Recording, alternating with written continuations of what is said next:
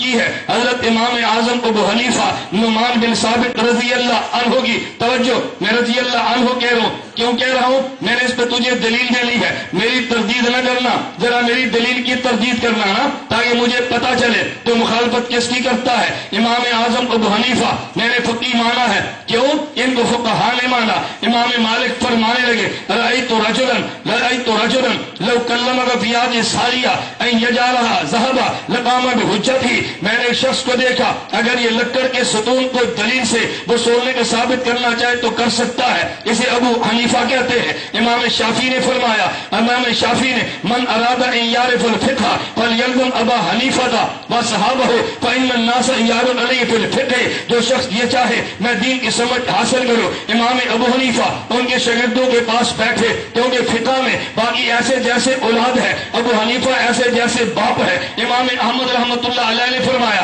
سبحان اللہ من العلم والزہد والورع بمحل لا یدرک احد. امام ابو حنیفہ علم و عمل کو اس مقام پر پہنچا ہے جہاں تک صحابہ کے بعد کوئی نہیں پہنچا. جسے ہم نے فقی مانا اسے فقہان نے مانا ہے، اسے فقہان نے.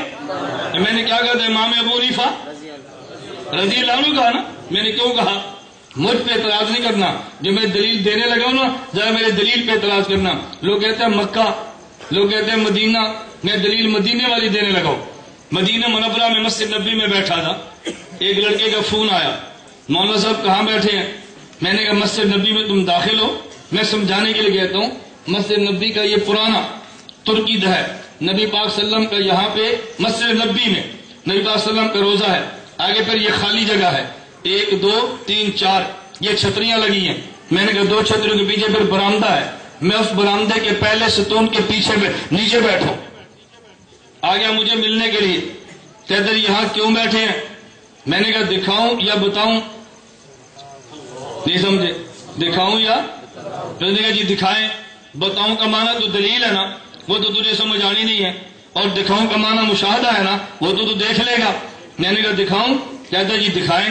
میں نے کہا یہ کیا ہے؟ کہتے جی روزہ. میں نے کہا اس کے اندر کون ہے؟ کہتے نبی پاک صلی اللہ علیہ وسلم، ابو بکر، عمر. میں نے کہا حضور اس کے اندر ہے نا؟ کہتے جی ہاں. میں نے کہا مسجد کے سیر میں کھڑا ہو جا، ذرا اوپر دیکھنا یہ کیا لکھا ہے؟ کہتے ابو بکر. میں نے کہا ادھر. کہتے عمر. میں نے کہا پھر ادھر. کہتے عثمان. میں نے کہا ادھر. پڑھتا جا. کہتے علی. میں نے کہا ادھر. کہتے عباس.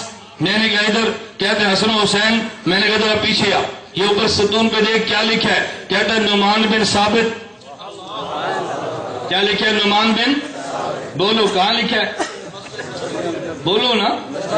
تو امام ابو حنیفہ نے اگر دین میں فتنہ ڈالا تھا تو مدینے والوں نے وہاں نام لکھا کیوں ہے؟ کہتا ہے مدینے والے ان کو نہیں مانتے. کیا لکھا ہے؟ نعمان بن. میں نے کہا اب سمجھ آئی کیوں بیٹھا ہوں؟ کہتا ہے نہیں.